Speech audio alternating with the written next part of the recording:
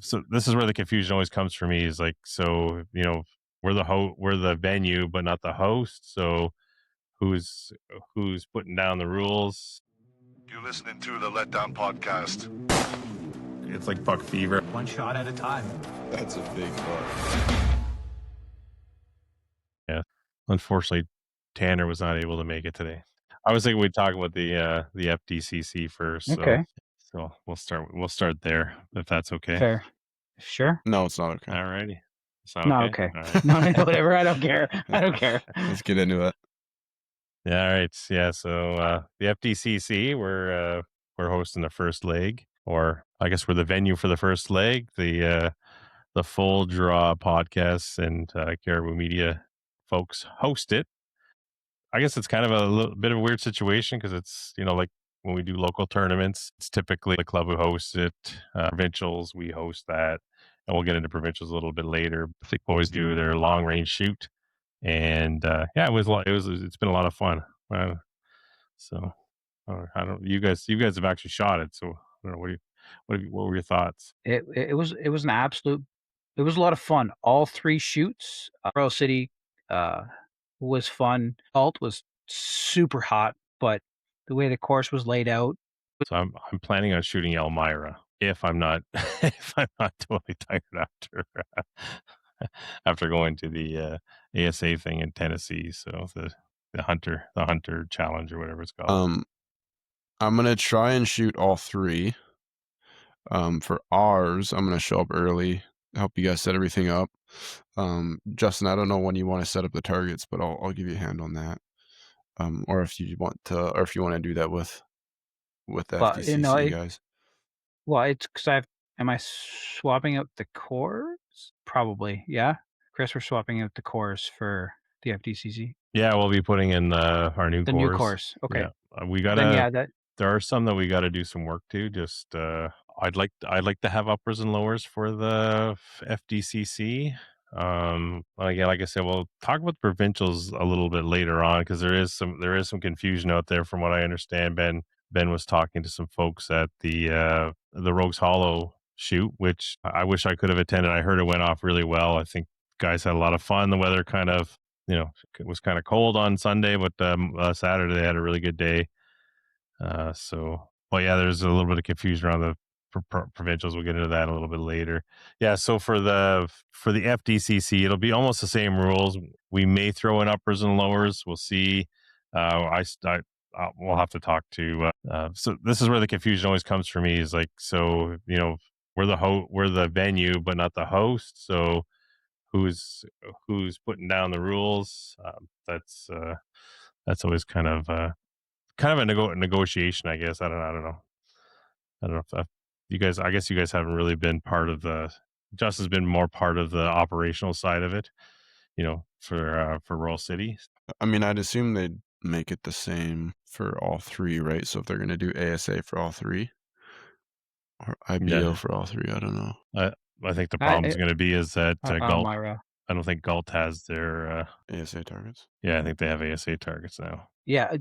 Josh Webb went all ASA, as far as and we got the branding iron, right? We don't, but we can draw. Larry Reed says we can burn circles into our targets. So if we can't, yeah, we'll figure that out. Sorry, I'm still getting over this fucking. Hey, you still have that, dude. I'm drinking fucking peppermint tea with honey right now. It's like fucking trying everything to get rid of this whiskey. Yeah, I got some. Yeah. So as I understand it, the Royal City Leg will have some really good volunteers this year. Benoit's going to step off the course for Royal City and help us out. Nice. I know Misha said he'd come early and help, and then we've always got Amanda, myself behind the table, and probably a couple other volunteers that'll show up. So. I'm also going to record the event. Oh, nice. So I'll bring my camera and I'll record the mornings, like registration, practice rounds. I might hand the camera off to one of you or whoever's not shooting, and they can just go around as everyone's shooting. Then I'll take it back for lunch, and then hand it back off again for the afternoon round, Nice. and then I'll take it again at the end. I'll probably set it up on the tripod for prizes and stuff, or hold it. But yeah, I kind of want to record the event for everybody. Nice. That'd be awesome. Mm-hmm. That'll be fun. That'll be fun. Yeah, it's too bad. Like the recordings really work well, and this is where we'll get into provincials. The recordings really work well with the shoot downs. Like the shoot downs are where that's where the excitement lives. I think that's why if you ever watch Cam, which when they do the ASA events, they really go out on the shoot downs. They have, I think Bruno was telling me about the setup, and it's a couple of cameras, like a couple of mobile cameras, and then they got cameras set up in front of each target when they're like, let's say Levi's on target one, and you'll see his shot. And they do a split screen of where he hits. It's really cool. Like the amount of effort these guys have put into it, it's amazing. Yeah, so let's talk a little bit about the provincials. So this year, the provincials is going to be an ASA style event, which means we will have 20 targets each day, Saturday and Sunday, and then a shoot off, which is different from what we've done in the past for provincials. It's I think it adds a level of excitement. I don't know what you guys think. I'm excited to set it up. Yeah. I know you are. I am excited to set it up.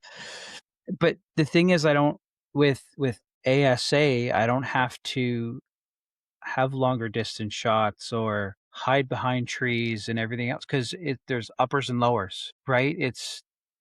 I don't know. It's gonna be a cool game. Well, it still helps. Yep. It still makes it interesting, right? Oh, it Use does, trees, use shadows, and all that stuff, even in the ASA Mhm. game. but I don't have to use Distance. it as much, Right. right? Like, I hope you I'm will, still though. gonna play with it.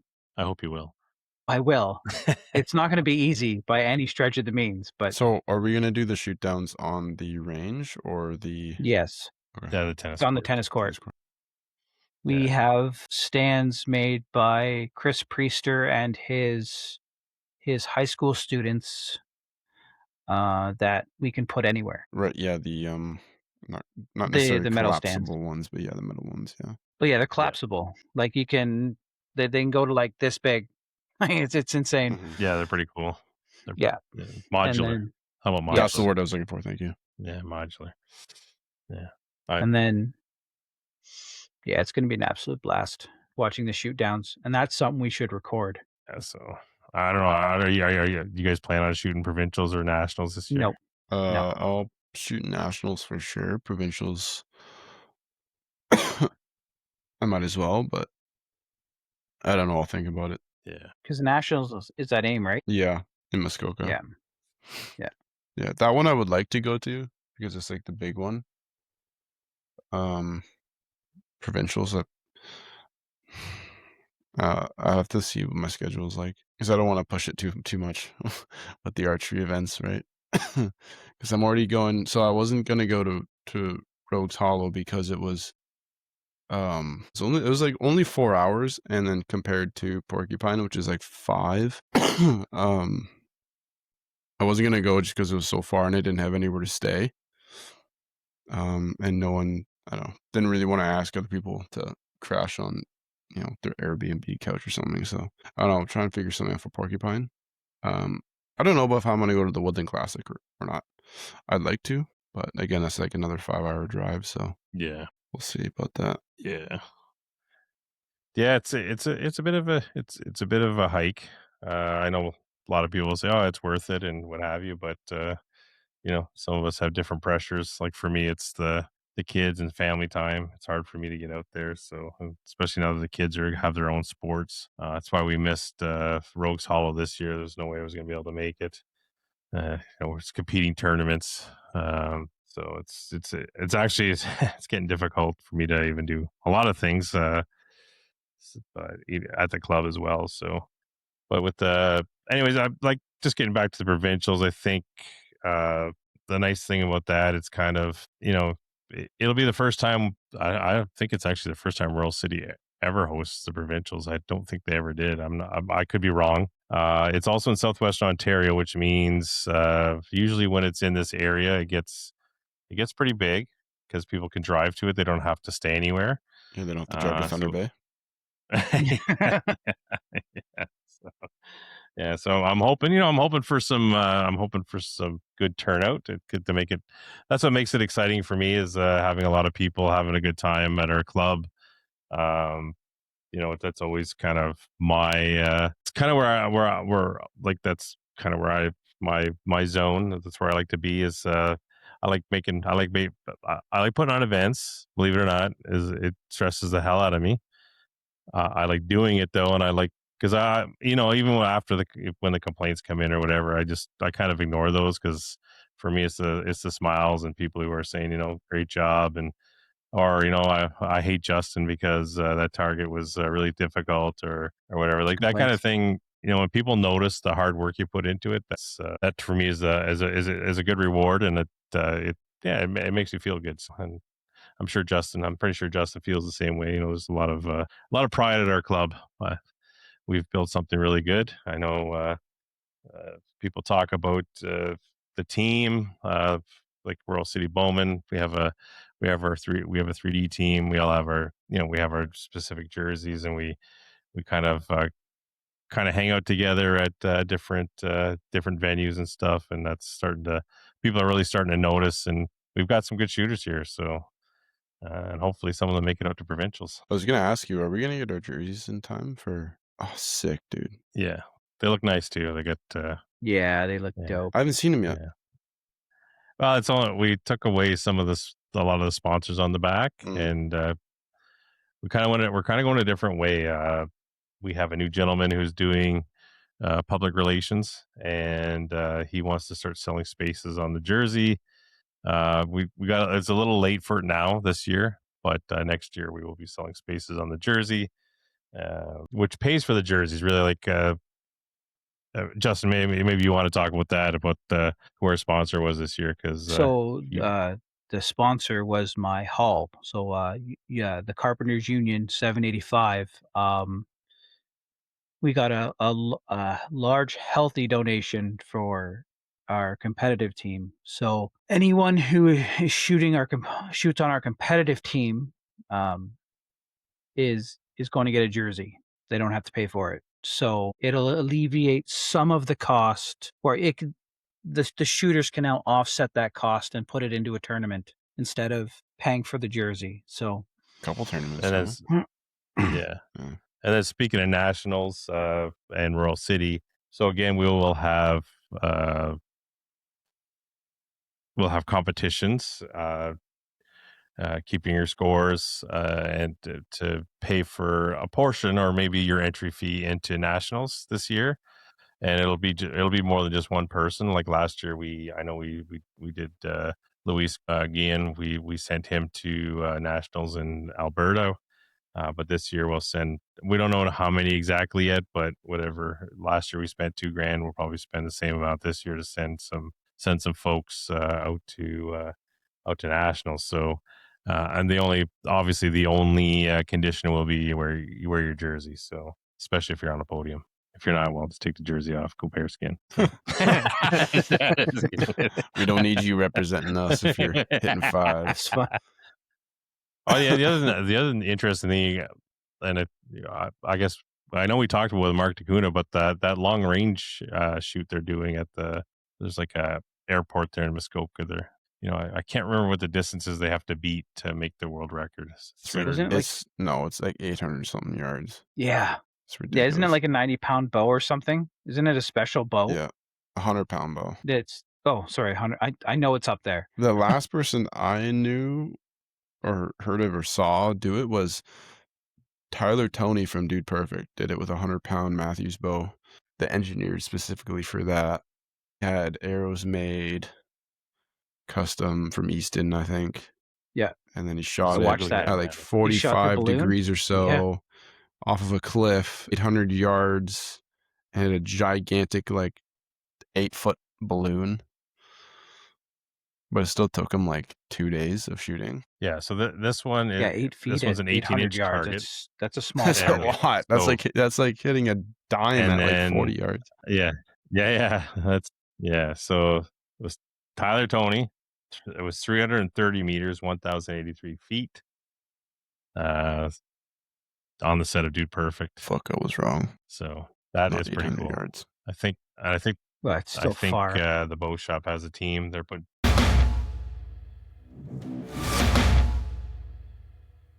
Hey folks, the Letdown Podcast has teamed up with Stray Sons Co., a Southern Ontario-born hunting apparel brand bringing high-quality gear to our fellow Canadian hunters. New tees, hats, and hoodies released every month. Use code LETDOWN15 to save 15% at checkout. That's LETDOWN15, all caps, to save 15% at checkout.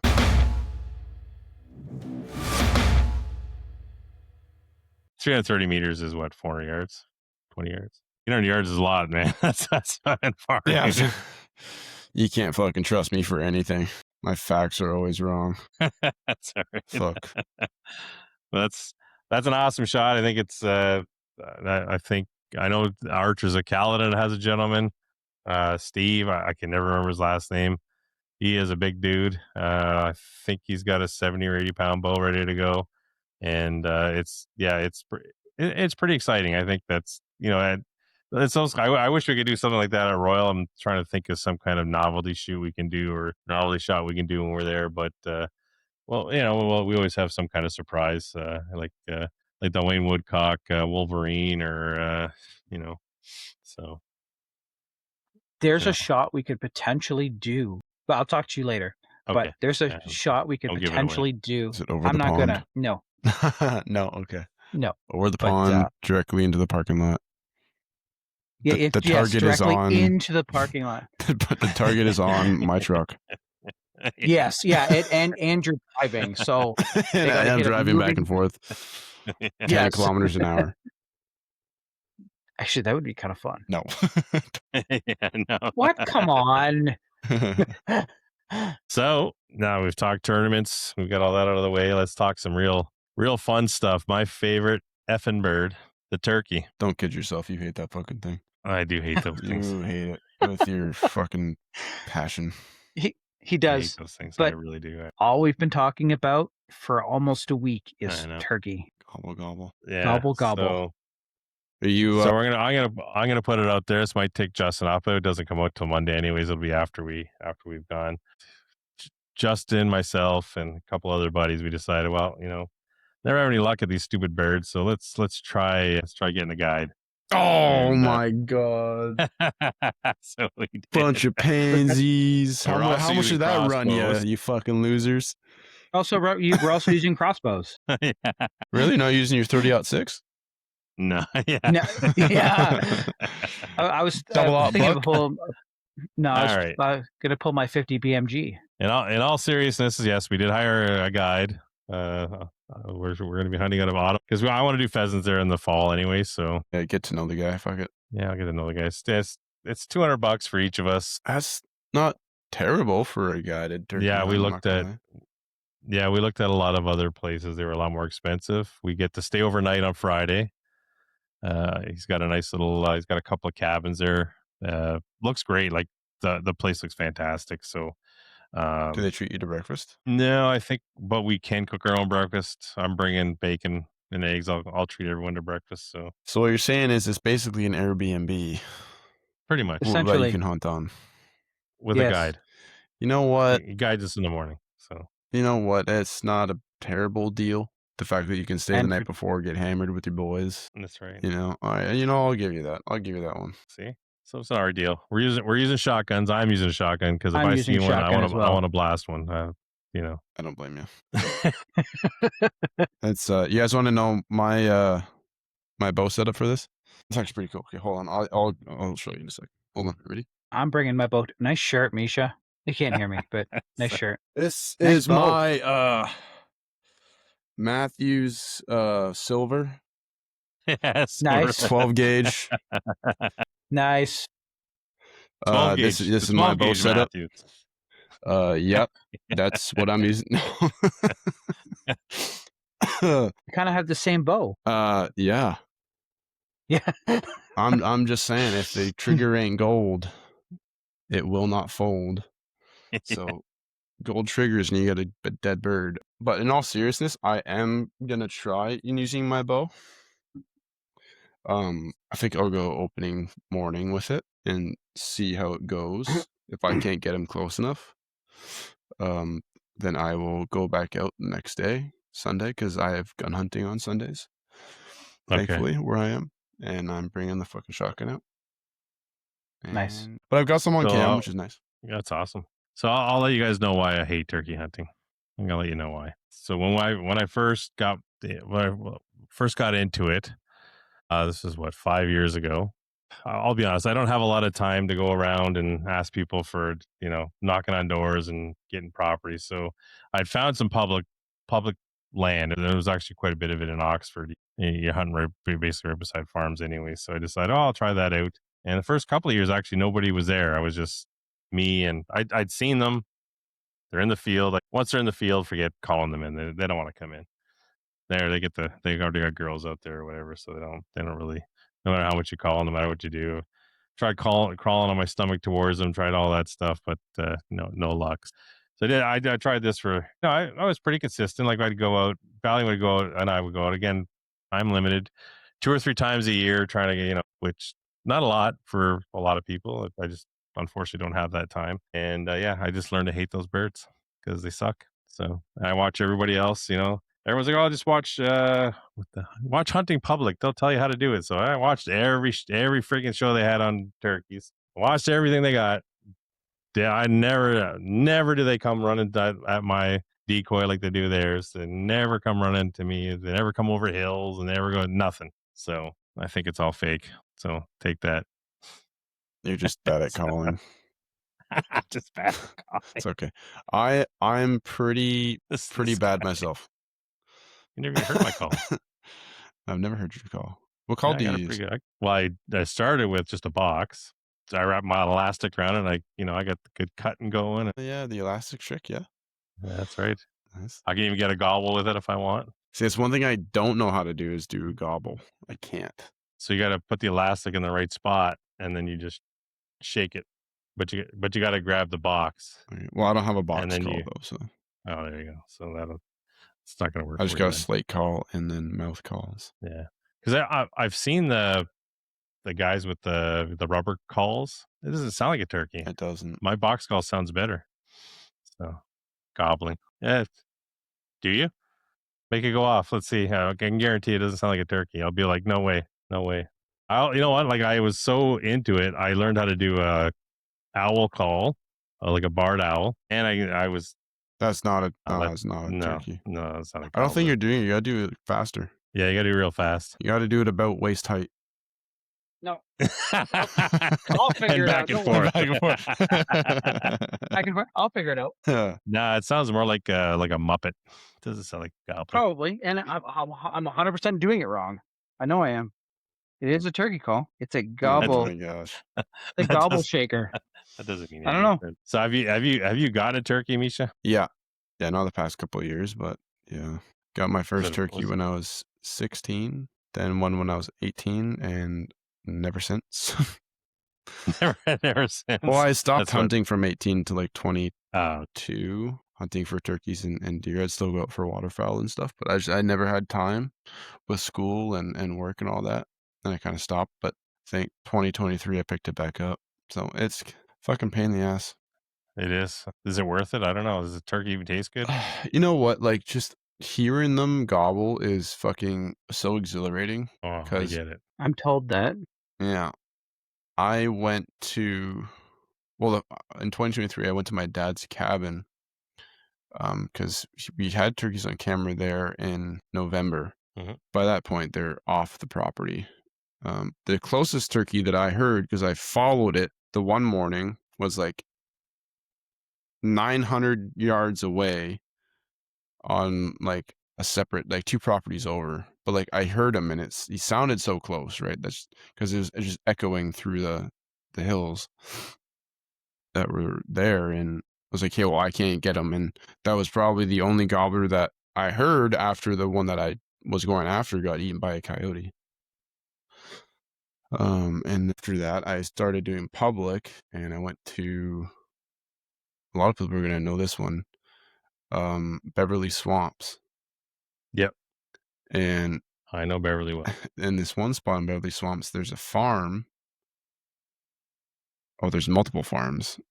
and there's turkeys on those farms. So every hunter that goes there during turkey season will set up on the field edge that's technically public land and try to call these turkeys to them, but it never works. Like there's this one side, like if you go further in the swamp and you take a shortcut around a bunch of trees and there's a certain path, like I couldn't tell you the pathway, but it's still engraved in my brain because I did it so many times. To get to another farm or there's a field where these turkeys are roosting on the public land, but then they're flying into the farmers' fields. So this one time I was there and I snuck up to like within 75 yards of the roost, and I'm like literally on my stomach, like army crawling to get close. Yeah. And I'm hearing them starting to fire off, and I like post up in like a little like in between two pine trees. Terrible spot because they'd see me, but there was nothing else to hide behind. And then like I'm seeing them fly out of the trees down into the ravine that's beside the field, but it's still public. So I start calling and I'm hoping they're coming, but they're firing off, but they're not coming towards me. So I decided, screw it. I'm just going to get up and run and hope I pop one of these things before they run off. So I like get up and I'm now crawling on all fours to get over the top of the ridge. And as I get to the top of the ridge, one turkey flies like over my head, like 15 yards over my head, and then lands and then scurries off into the field. And then I jump up because I'm like, now's the time. I jump up and like 4 of them just fucking booked it into the field and and ran across the field. I fuck, missed them, and then never saw them again because they didn't roost back there because I fucking blew it. And they get motor, man. They're not slow. No, they're not. They're not slow. No, they're fast, man. They're like little cockroaches when I see them in the field. Like they just move. Yeah. They're fast. They are fast, and I hate them. I'll be honest. I still hate them. That's why I want to blast one. You'll get your revenge. Vengeance is a dish best served with lead shot. Steel shot. Well, thankfully I have private land on steel shot now, so you'll. That's good. Didn't have any luck last year, but hoping this year would be different. There's a healthy flock during the fall and the winter that I kept running into. Well, watch hunting public, because apparently, there you go. I'm just doing it wrong. So, yeah. But really, like, I make a joke, but obviously people have learned from them because people kill them and they credit them for doing it. Like when we had Travis on, that's what he watches hunting public, and he kills a turkey or 3, or not 3, well, whatever the limit is. He gets 2. like 2 a year. Yeah, he gets 2 a year. Lindsay gets at least 1, and he just knows where to go, dude. And yeah, he knows where to go, but he's also using the strategies he learned from them.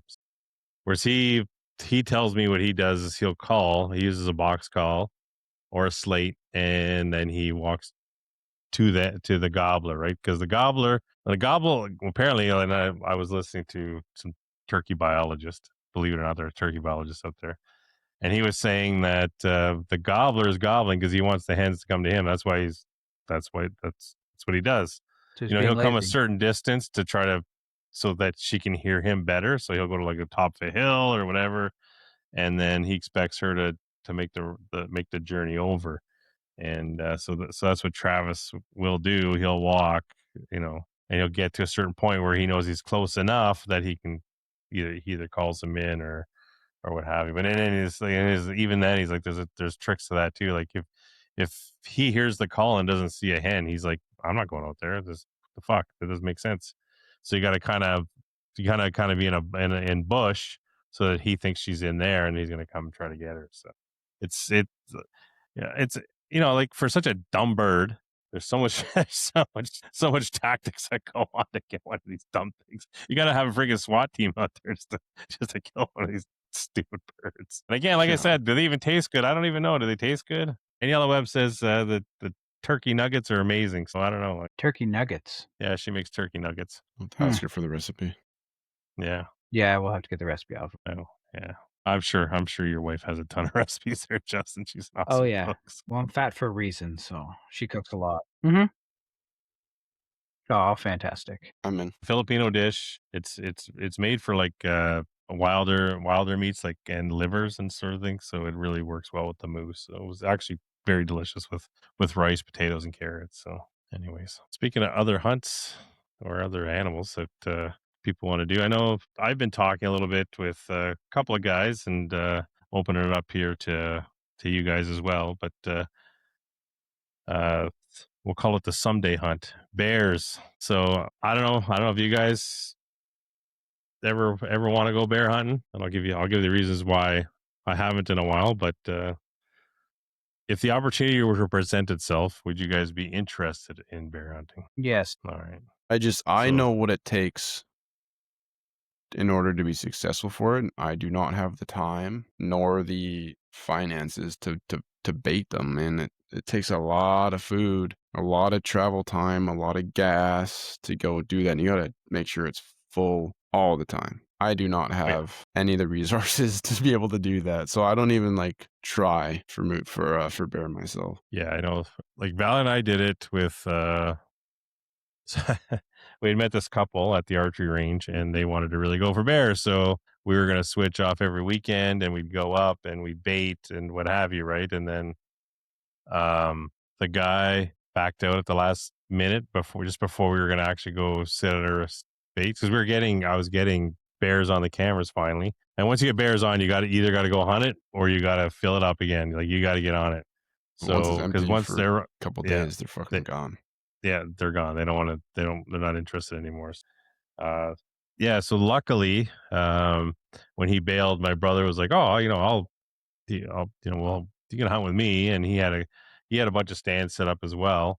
And so we were able to, because he lives like at the time he was living 20 minutes away from where we were baiting, and he was there. He was baiting, and he was just using like I think we were using dog food and popcorn, and it was pretty successful. We got a few bears coming out, and Valerie had got one there 3 years ago. So, but yeah, it's a lot of time.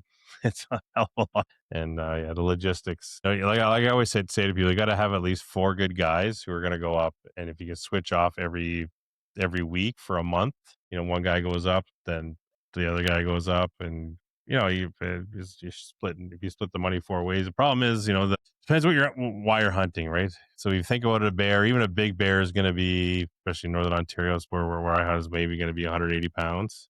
And you got 4 guys and splitting 180 pounds. It's not 180 pounds dressed, right? It's whatever it is dressed. So not a lot of meat, to go around. So, you know, yeah. But if you're after the adventure, then it's kind of worth it. But if you're trying to do sustenance hunting, I don't think it's worth it unless you go with a guide or you have a buddy who lives Mhm. up there. So Yeah. Well, my dad's cabin there is bears there. So like if I wanted to, I could ask him to bait for me because he'll go up every other week during this summer. So mhm. when's bear? I guess 15th, I think. I can't remember. Starts it starts in August sometime. I think I could ask him to bait for me while he's up there, but it's a big ask because then I can just show up and not do any of the work. Not doing either word. Yeah, it's August 15th it starts. So I'll have to think about like I that. said, like I did popcorn, so it's very light. Wow. But anyways, yeah, that's just an idea, just putting that out there. Uh, I like hunting bears. I love to get one with a bow, so you know, that's one of my goals before I kick the bucket, I guess. Is to Oh, get a bear with a Jesus. bow. He's already got one foot in the grave. That's right. Oh, my God. That's right.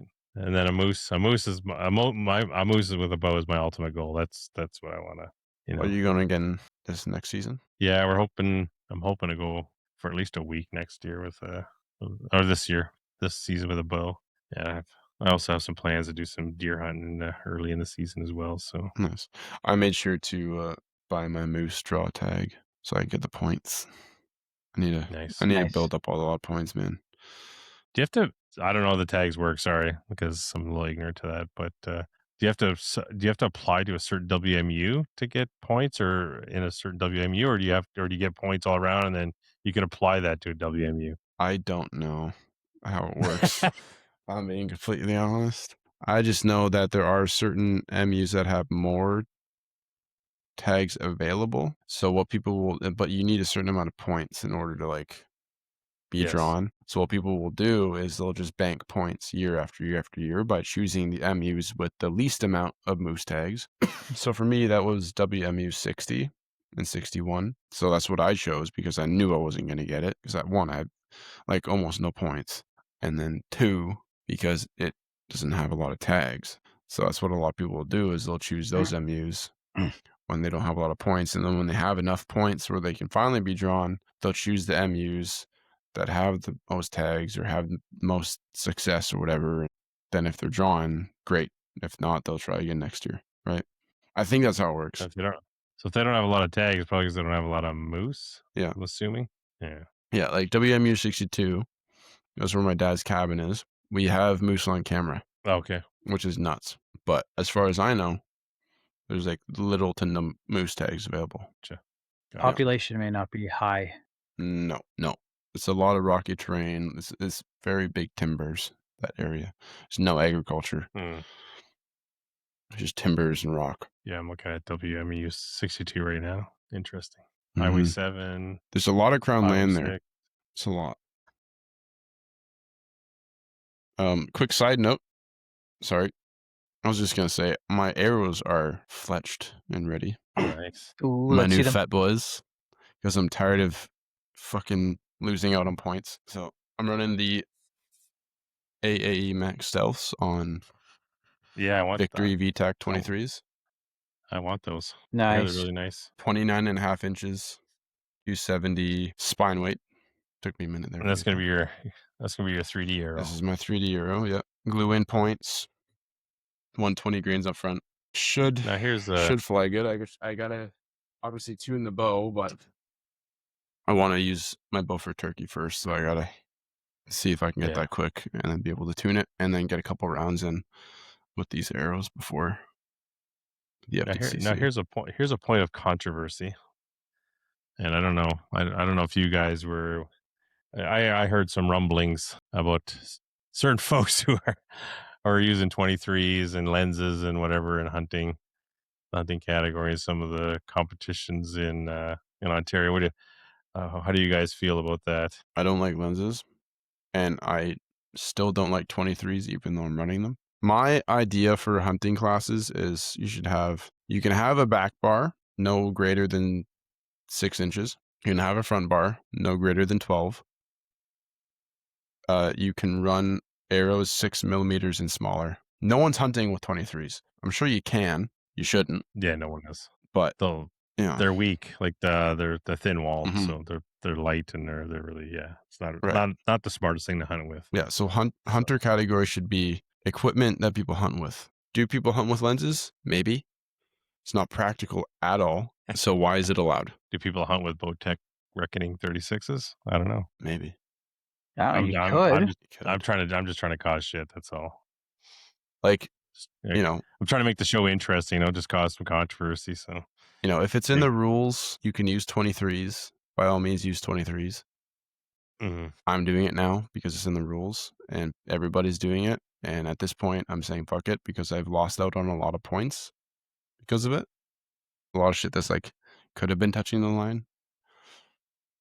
But so do you think your scores will increase? What are you going to give yourself +5 with these? Yeah, at most +5.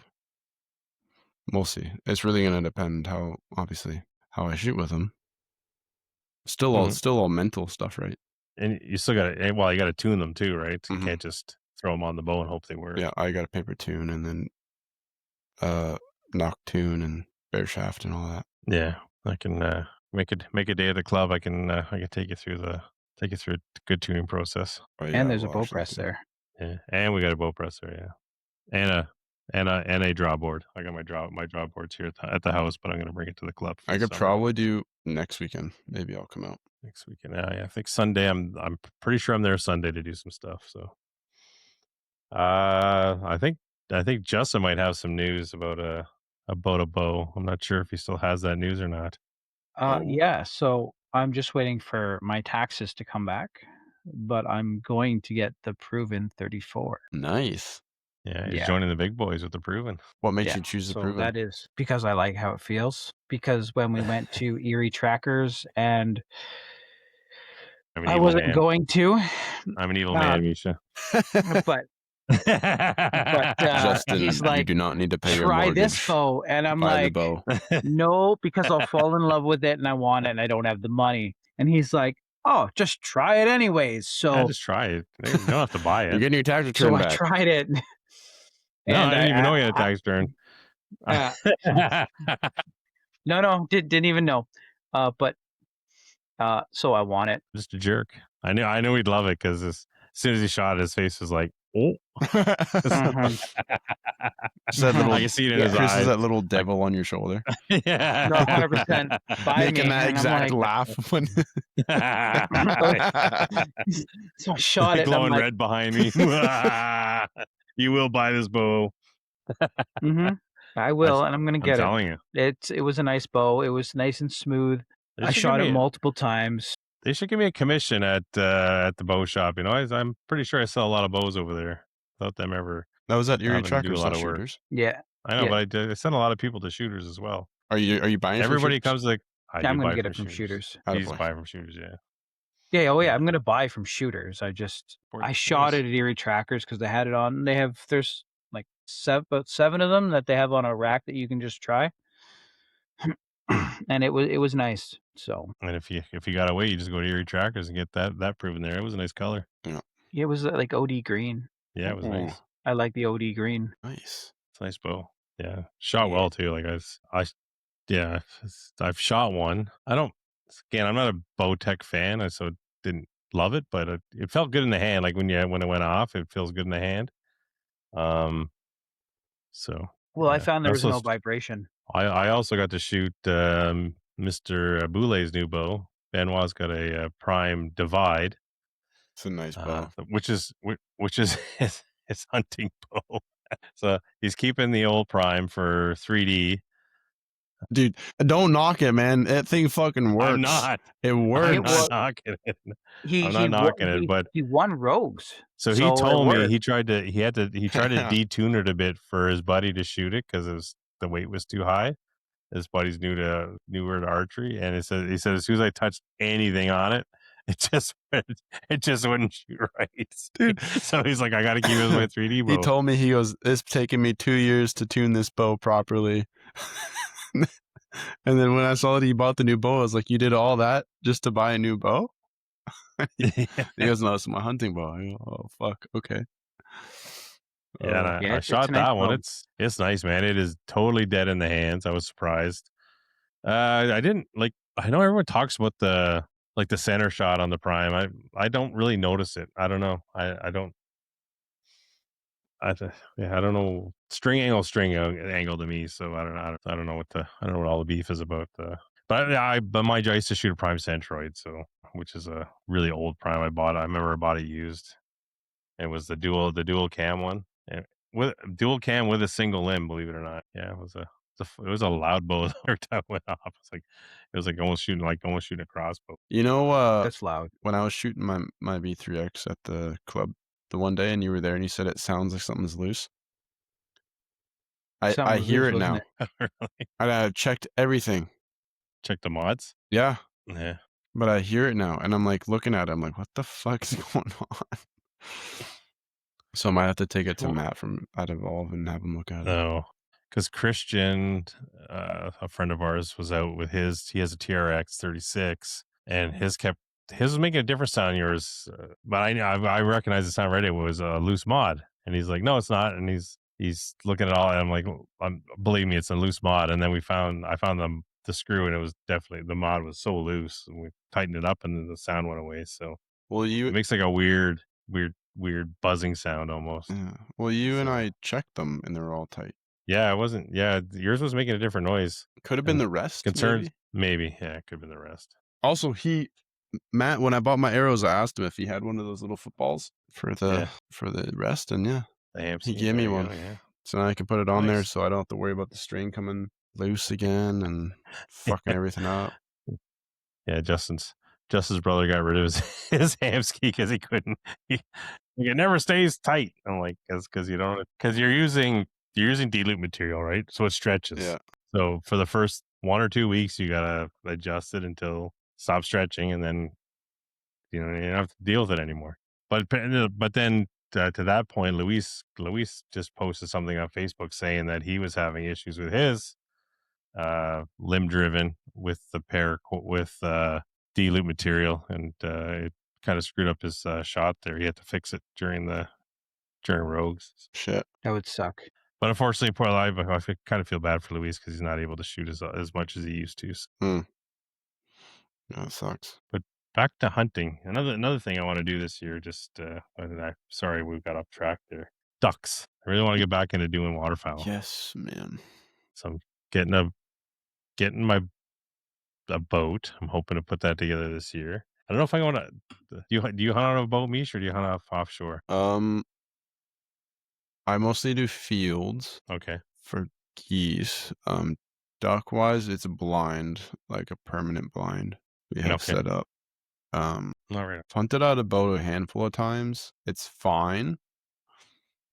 You just gotta know how to make it look like a blind. You know what I mean? It's very easy to fuck it up, but it's doable. Lots of people do it. It works, but you gotta make sure you do it properly. So we're gonna rig up my kayak into a quick duck rig, maybe. So I'm gonna go up to my dad's cabin and hit the marsh behind it. Yeah. You can go in there with your waders, but there is some spots where it's a little dodgy. So if I have the kayak, I'll just fucking take it and go. But yeah, the last thing you want to do is hit a sinkhole, right? Yeah. With your waders on. It's a little hidden gem out there. Cold water. Yeah. Mm-hmm. Because the water starts getting cold at that time of year. So. Mm-hmm.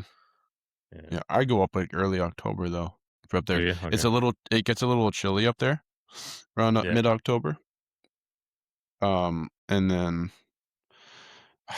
it's pretty busy up there until mid-November. Then after that, they don't come. They're gone. Right. Yeah.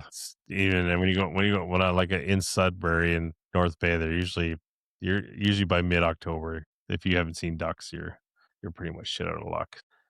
Yeah, but when I was younger, I would pond hop, and I'd take my quad runner, and you'd come to the pond, and what they'll do is they'll scurry into the weeds, and then you just put your waders on and you wade in, and they jump up, and you blast a bunch of them, right? So, but don't have a quad anymore, so maybe that's what I need instead of a boat. It's a quad runner. It's a lot there's a lot of little ponds up near the cottage. They're hard to get to, but there's a lot of little like beaver ponds and that sort of things. And you like hunting ducks by yourself, or you like it in a group? God, no, I love doing it with people. It's a lot. It's a lot more fun doing it with people because when you're sitting there waiting and you're by yourself, you kind of go a little crazy. You're just like, how long is this gonna take? And then, but if you're with people, time flies, man. Time flies. And then when you see ducks, you're like, oh, there's ducks. Okay, you guys ready? Yeah. All right, let's go. Yeah, it's a completely different thing. And when you do go with people, who's the best duck caller there? When I go, my cousin. Yeah, that's one thing I gotta learn. Calling in ducks. Yeah, cousin Mark. I got a couple of calls, but I don't know. I have a goose call. I have no idea. I've done it a few times, but no, I don't sound like a goose at all. I sound like Justin's goblin rubber thing there. Pretty sure I'm not doing it right. 100%. The gobbling thing? Yeah, I'm pretty sure I'm not doing it right. Actually, I'm 1,000,000% sure I'm not doing it right. It looks like a sex toy, man. Really, Misha? Did you get that from your nightstand?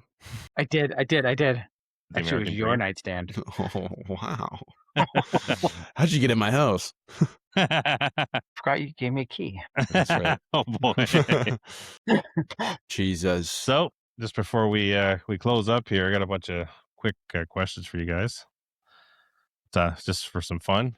Who's most likely to complain about the FDCC? Out of both of us, or all three of us? out of all three of us, probably none of us, because I would definitely never complain. Like, are we talking about like guys? Yeah, definitely Tradbo. Definitely Trad. Okay. Poor Tradbo guys. Well, it's Well, it's like they're shooting 70 Who complained yards. about but who complained about all the other ones? Every complaint you've had or we've had has been from the trad people. I had a couple of compound guys complain, but it was more of the pre-registration than anything. Yeah, see, it wasn't about the FDCC. It was about this. Yeah. Yeah, we're doing pre-registration again. So just to remind folks, if you're looking to do the FDCC, look at I think it's the FDCC Cup Instagram. The links there. The links are also. I'll be posting it again a few more times before the event, so you'll see it come up on our Facebook on Royal City. You'll see it on our Facebook, our Let Down Podcast, and Instagram, and also you'll probably see it on my Sitting Wolf Facebook as well. So we're gonna get the word out there. It's a great event. It's it's hosted by some good people. So I'm looking forward to it again. Like I said, I enjoy it, and actually, like I said, I want to shoot the last leg of it. So, I'm going to be shooting the Elmira leg of it. Pretty excited to do that. So. Yeah, make sure you guys get in and sign up as early as you can, because yeah, for sure. Last year the event was full with 100 archers, and people were still showing up to try and shoot on the day of, and we had to turn them away. So if you want to shoot, you got to register now. And that comes down to a lot of people. Just a little bit of background. We don't have a lot of parking on the site, unfortunately. I'd love to be able to do bigger events, but the reason why we started doing pre-registration is our numbers started getting higher and higher, and people were starting to have to park on the road. And Highway 29 in that area has got a bit of a curve, and it's a blind curve. We've actually had a few accidents. Actually, we had an accident this year during our membership drive, where one of our members was turning left into the club, and someone tried to pass him and hit his car and did a 360 into the ditch. What? So, yeah, that was crazy. Fucking nobody told me that. The police were there and everything, so it was. Yeah, it's crazy. It was. Yeah, so that's and so like I say this all the time, but it's like if someone who was coming to one of my events was to be hurt, I would probably quit archery. I'll be honest. Or I would stop holding events. I wouldn't want to do it anymore. Such a nice guy, Chris. Seriously. I would feel like crap. Seriously. No, I'm not trying to be a nice guy. It's just I would feel bad. You'd feel guilty. I would feel guilty. I would. I take these things to heart, man. I don't know. I'm just that's the kind of guy I am. I don't know what to say. So who's not ready for provincials but pretending to be ready? Me, dude. I have not practiced. I'm not shooting it, so nearly enough. Fucking come on. I need to get out and shoot more, man. When I shot with you, Chris, I shot 9 targets and then I left. I think what did it for me was I think the 7th target, I shot it, I walked up to it, and there's a foot of fucking water. Oh, yeah, that I had to step into to get my arrow. That's the pig. So thanks for that warning. Appreciate that. Yeah, there's water there, Bisha. Just in case you didn't know. Didn't tell me. Oh no, he left like the target before. He didn't even by the way, don't avoid the next target because you shoot and there's a bunch of water. Didn't say that. So he's blaming me again. It does take accountability. There's water at the Javelina as well. So fortunately, that side floods. It's dry. It's drying up. Oh, it's fantastic now. Still kind of a little bit of water, but so who do you guys think is secretly judging everything? Definitely all of us. secretly, we're all secretly seething under their under their breath. Valerie, a few people. for sure. I had a few people who weren't too happy with me when I had to turn them away. So. And again, I apologize for that we had to turn people away. I don't like doing it. I just ask you to have a little bit of patience when I try to speak with you. And if you have a little patience, I did let people on. It is, again, when you have a registered event, it is a lot of work for us to register people, which is why we did pre-registration. It saves us a lot of time because your name's there. All you're doing is paying money and you can go shoot. Our lineups used to take almost 2 hours because we have 100 people to register. This pre-registration. It's also on Archery Ontario. The link's there for the FDCC. It's also there for the provincials. You have to apply. You have to do the link through Archery Ontario, anyways, because they're doing all the registrations. We'll find out how many people there are a week before. There's a list right now. I think there's 10 people signed up for provincials. I think CJ was saying yesterday on his podcast that there's 30 people signed up for FDCC. So it's after a week we've got 30. So I know a lot of people wait last minute, but try not to do that. But like I said, we'll try our best to help you guys get in. But if I have to turn you away, just please have a little patience with me, and I try to be as nice as possible. And like Misha said, I am a nice guy, so. You are, man. I don't say that just to say it. No, he is a nice guy. Yeah, I try. I really try. And then the camera turns off, and then you someone else. Yeah. Or I'm convincing Use Justin the to get a devil new on your bow. shoulder. Yeah. No, Justin, get a new bow. So yeah, well, I'm gonna say this. This guy over here, Justin Harrison, he has always gotten a bow that they're okay bows, right? They're okay bows, but they're not great bows. And the guy deserves. He works hard. He's a hardworking guy. He's one of the best volunteers we have at the club. And he loves archery. And he works for the union. And well, that's the one downfall of him. But whoa, calm down. Just joking. Calm down. I jest. I don't have my father was a union man, so I'm just joking. But he deserves a bow. Like, he deserves a nice flag. He deserves a flagship bow. That's why I was like trying to talk him into it. If I was a richer man, I would definitely buy him one.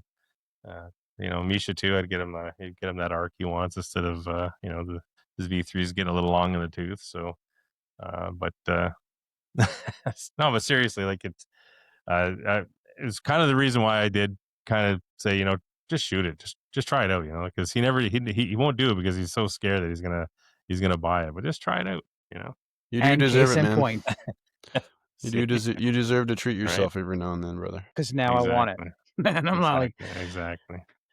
And even your wife agrees, so there you go. Well, that means now you got to get new sight for it. Got to get new rest. I know. You got to get new arrows. Oh no! My rest is fine.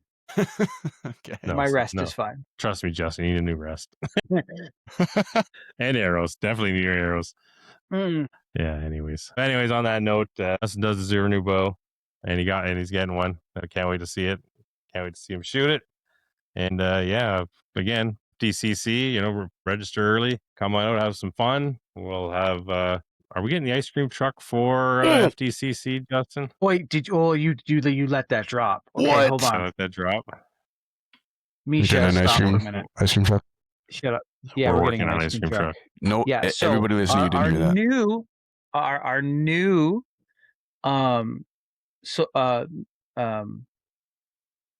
public director. Sorry, our new director of public relations. What's his name? Christian Almendarez. And he reached out to a ice cream truck person. And so we're going to get an ice cream truck. I believe it's for the FDCC. Where the fuck is it going to park? You don't have to worry. I got to find that spot. Okay. Do you know what? I just cleared a whole bunch of just took down a whole bunch of trees, and that is exactly where I'm going to park the ice cream truck. Yeah. See? And does this guy not deserve a bow? That's what I'm talking about. Here's a bow and an ice cream. Actually, Christian deserves a bow too for getting the ice cream truck. My goodness gracious. Yeah. Oh, and speaking of the provincials, Misha, we're talking shop now, but we're gonna need some. We got to start working on some posters and stuff. So you got it started on that. All right. Yeah, that's it. Yeah, I'll send you the details. I want to get the rules up there. At least a link to them. So we're using the Canadian for as long as we can, the Archery Canada ASA rules. That's a whole different story, a whole different podcast. So, and I don't want to be that podcast. But let's. Archery Canada has sort of adopted ASA rules, and those are the ones we're going to use. I think the categories were posted on Archery Ontario on the provincial site. So those are the categories we're shooting. But I think a lot of the equipment and stuff is going to be ASA. The other thing too is I know the shoot is on Saturday, but Friday we will be registering people. So come in, have your bow inspected, that sort of thing. It'll save you some time in the morning, then you can come just have an easy time, shoot some targets, get all set up and what have you, get ready to shoot that day for your 20 targets. And then hopefully maybe we get another ice cream truck. I don't know. We'll see. We'll see what kind of fun we can have. Well, if it works out for the FDCC and she makes a decent amount, makes a decent killing, I guarantee we'll have her back for all the rest of our shoots. Perfect. Do you get free ice cream out of that, Justin? No, I don't. Okay, that's too bad. Jeez. No, I don't think anyone gets free ice cream, but anyways. as much as we all want free ice cream. Also, that's one thing, Misha, I don't think you get to do a lot on this show, and maybe we can do it, is talk a little bit about Stray Sons if you have a chance, if you want to or not. I don't know. That's up to you. Yeah, we can get into it real quick. Yeah. So Stray Sons Co., I guess also known as Stray Sons Archery Co. I changed it to Stray Sons Co. just because I wanted to incorporate other hunting related stuff. So it's also less words for people to remember. We will still do Stray Sons Archery stuff. So like people that bought hats, you're still repping Stray Sons. The first generation of tees that went out, still repping Stray Sons. It's all the same thing. We did just drop our Longbeard season collection. Mm-hmm. So it's 2 hoodies and I think 2 or 3 shirts in different variations and colors. So if you want to head over to site, straysonsarcheryco.ca, and use code letdown15 for 15% off your order. Yeah, so that is for Letdown podcast listeners only. If you do not listen to Letdown, you will not even know that code exists. So it's only for you people listening. Awesome. That's a Letdown 15, all caps. Okay, 15% off your order. Awesome. We still have some hats in stock. I will be at the FDCC. I will have them with me. Shirts, I might not have any left by the time the FDCC comes around. We've been selling them pretty good. Good. That's good. That's good news, dude. That is awesome. Yeah. I will try to bring some for a giveaway. What I might do instead is just give coupons or coupon code, so that way you can head onto the site and get the shirt that you want in the size that fits you. So that way, when I did the breast cancer shoot, I just brought XLs, right? And someone wins it, they're not an XL. What are they going to do with it? So I thought I might as well just bring the coupon or the coupon code for the winners. We'll do 3 winners, and you guys can get hats. You'll get the hats as the giveaway, as it comes with a coupon code. So you go to the site, pick out your shirt, put in the coupon, and you get a free shirt. Shipping's on me. Awesome. Wow. Very nice. Yeah, you're like some awesome stuff. Like those hats look awesome. Thank you. I can't wait to get mine. You did a good job on these sweaters. The sweaters are nice. Like this tee is fantastic. It's nice. So nice. It's still breathable. What's the back look like? Let's see if I can turn around here. I don't know if you'll be able to see it. Should be able to. See, that's nice. Cool. That's so cool. Yeah, that's nice, dude. Almost moving the camera. Yeah, the printing's a lot better.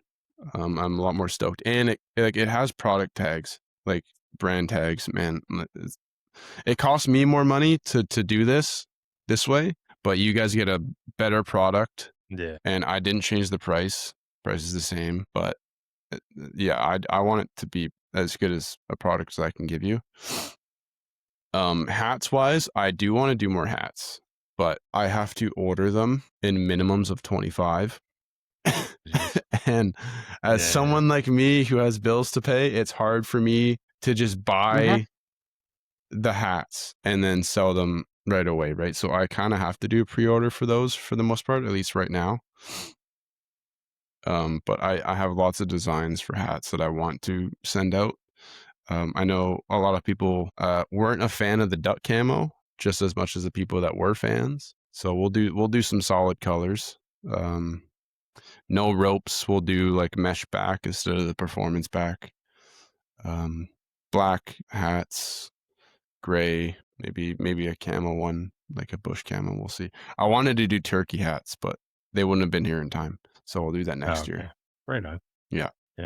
It's tough, man. Like I know doing clothing line is not it's not easy. So anyways, folks, on that note, thanks for joining us at the letdown, and have yourselves a good night. Letdown 15. Stray Sons Co. 15% off your order. Take care, folks. Happy turkey hunting.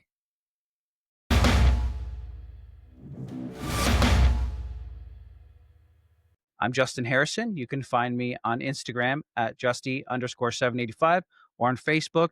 Just look up Justin Harrison. I'm Misha Corso. You can find me on Instagram at Misha Corso. And if you're looking for some great bow hunting and sport shooting merch, look up Stray Sons Archery on Instagram. The link to our Shopify is in our bio. I'm Chris LaFleur. If you want to find us, the show is Letdown Podcast on Spotify and YouTube. And on Instagram and Facebook, you can find us at the Letdown Podcast. Catch you next time. This was The Letdown. Thank you for listening. This was The Letdown.